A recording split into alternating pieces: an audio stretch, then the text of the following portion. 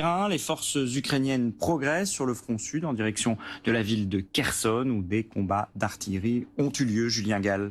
Oui, exactement, Jean-Christophe, car désormais l'objectif pour les Ukrainiens, c'est de reconquérir Kherson. Kherson, ville clé pour l'accès entre la Crimée, qui a été annexée par la Russie en 2014, et la mer d'Azov. Alors les combats de ces dernières heures se concentrent dans les villages autour de Kherson, dont vous avez la liste ici. Et on peut voir sur cette carte, juste ici, la région de Mykolaïv et ici la région de Kherson. Eh bien, ce que vous voyez là, les ronds verts et noirs, ce sont les villages. Les villages correspondent aux ronds verts et noirs. Ce sont les derniers villages avant la ligne de front avec les forces russes dans le sud de l'Ukraine. Alors pour rappel, Kherson, c'est la première ville d'importance prise par les forces russes et désormais les Ukrainiens ont 6 semaines avant les gelées hivernales qui risquent d'entraver leurs avancées, d'autant que les Russes, eux, s'accrochent. Un conseiller du président ukrainien Volodymyr Zelensky a affirmé que Moscou disposait de 30 bataillons tactiques autour de Kherson et que chaque unité était composée de 800 soldats.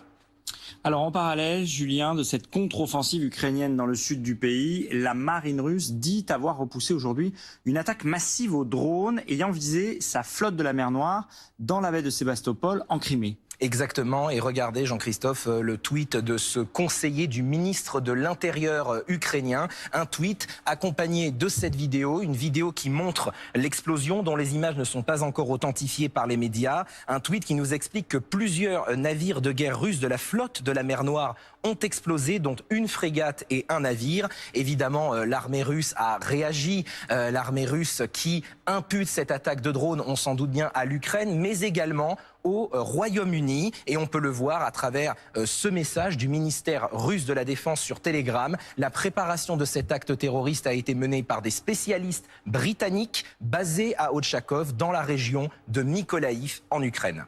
Merci pour toutes ces explications. De ça, bien la contre-offensive ukrainienne continue, notamment, on l'a vu avec Julien Gall du côté du front sud en direction de la ville de Kherson. On a l'impression que les Russes n'arrivent plus